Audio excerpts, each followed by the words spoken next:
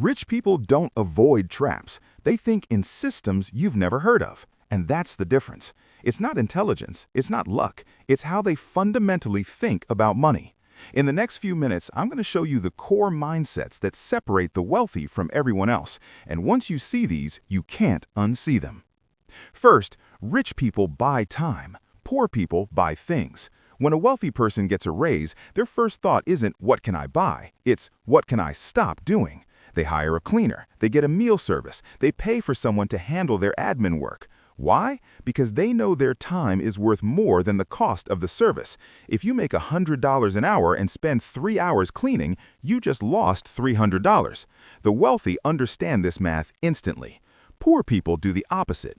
They get a raise and buy a nicer car, a bigger TV, things that not only cost money up front, but consume their time forever.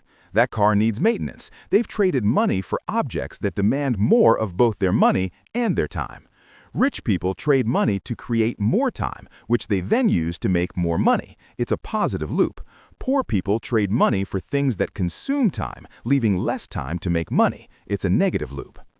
Second, rich people think in assets. Poor people think in paychecks. Ask someone with a poor mindset how they're doing financially, and they'll tell you their salary. I make $70,000 a year. Ask a wealthy person, and they'll tell you about their assets. I own 3 rental properties and a dividend portfolio. The difference? Paychecks stop when you stop working. Assets generate money while you sleep. A $70,000 salary sounds solid, but it requires 2,000 hours of your life force per year. You stop working, the money stops cold. But an asset, a rental property bringing in $2,000 a month, a portfolio generating $4,000 annually in dividends, that money comes whether you get out of bed or not. The rich measure wealth by how long their assets can sustain them without working. The poor measure wealth by how much they make per year, which means they're always just one job loss away from a crisis. Third, rich people use leverage. Poor people fear debt. Now this is critical. Rich people don't avoid debt, they avoid bad debt. There's a difference. Bad debt is borrowing money to buy things that lose value. A car loan at 7% interest for a vehicle that depreciates the second you drive it off the lot. A credit card at 22% for consumption. That's bad debt. It extracts wealth from you. Good debt is borrowing money at a low rate to buy assets that appreciate or generate income. Borrowing at 3% to buy real estate that appreciates at 5% and generates cash flow. That's leverage. You are using other people's money to build your own wealth. The wealthy see a 3% mortgage as cheap money they can deploy into investments, returning 8, 10, even 15%. The difference is their profit. Poor people see all debt as dangerous, so they either avoid it entirely or only use it for bad purchases. And fourth, and finally, rich people build systems. Poor people trade time for money. This is the fundamental difference between working in a business and owning a business.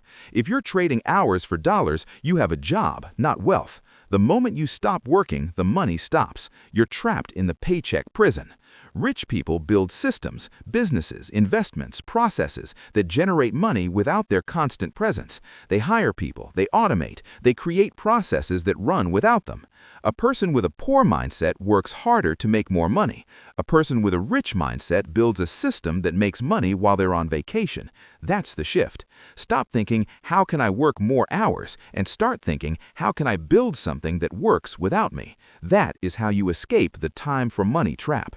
These aren't secrets, they're frameworks, and they're available to anyone willing to change how they think. Mindset 5. Rich people ask, how can I afford it? Poor people say, I cannot afford it.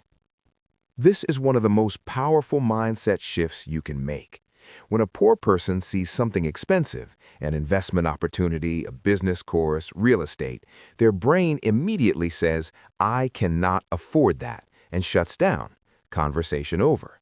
When a rich person sees the same thing, their brain asks, how can I afford this? And starts problem solving. Maybe they need a side income. Maybe they sell something they don't need. Maybe they find a partner to split the costs. The point is not that they always find a way. The point is that they treat it as a problem to solve, not a door that is permanently closed. That question, how can I afford it, activates your creativity. It forces you to think about generating money, not just spending what you have. Poor people accept limitations. Rich people solve problems. That difference compounds over decades. Mindset 6. Rich people see money as a tool. Poor people see money as the goal. Here's what this means. Poor people accumulate money for the sake of having it. They save to watch the number grow. They feel successful when their account balance is high. There's nothing wrong with saving, but if that's the end goal, you're missing the point. Rich people see money as a tool to buy freedom, to buy time, to buy opportunities. They don't care about the number in their account. They care about what that money can do. $1 million in a bank account earning 1%, that's a poor person's dream and a rich person's nightmare. That money is doing nothing. A rich person takes that million, deploys it into investments generating 8% annually, and now it's producing $80,000 a year in passive income. The money is a tool working for them. It's buying their freedom from needing a job. That is the mindset shift. Money is not the finish line. Money is the tool you use to build the life you actually want. Mindset 7. Rich people play the long game. Poor people need immediate gratification. This might be the hardest one, but it is the most important. The wealthy are willing to delay gratification for years, even decades, because they understand compound growth. They will live below their means for 10 years to build a portfolio that supports them for 50. Poor people get a raise and immediately increase their lifestyle. New apartment, new car, nicer dinners. This is called lifestyle inflation, and it's why people making $200,000 a year feel just as broke as people making $50,000. Rich people get a raise and keep living the same life. The extra money goes into investments, into assets, into systems. They are playing a game 10, 20, 30 years out. Poor people are playing a game that ends this month. The wealthy understand that a small sacrifice now creates exponential returns later. $10,000 invested at 25, compounding at 8%, becomes over $200,000 by 65. That same $10,000 spent on a vacation is a memory and nothing more. So, here is the summary. Rich people buy time. Poor people buy things. Rich people think in assets. Poor people think in paychecks. Rich people use leverage. Poor people fear debt. Rich people build systems. Poor people trade time. Rich people ask how. Poor people say cannot. Rich people see money as a tool. Poor people see it as a goal. Rich people play the long game. Poor people need immediate gratification. These are not just mindsets. They are the actual mechanics of wealth building. And the good news is, these are all learnable. You were not born thinking in paychecks or needing immediate gratification. You were taught that by a system designed to keep you working and consuming. But you can reprogram. Start small. Next time you get extra money, don't spend it. Invest it.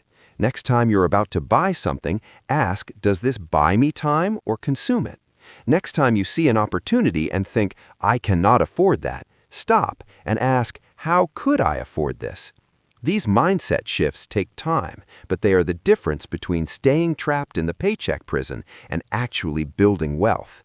The traps we've talked about, the salary trap, the credit card trap, the subscription trap, rich people avoid those because they think differently. They see the systems. And now, so do you. This is how you change your financial future. This is how you get closer to freedom.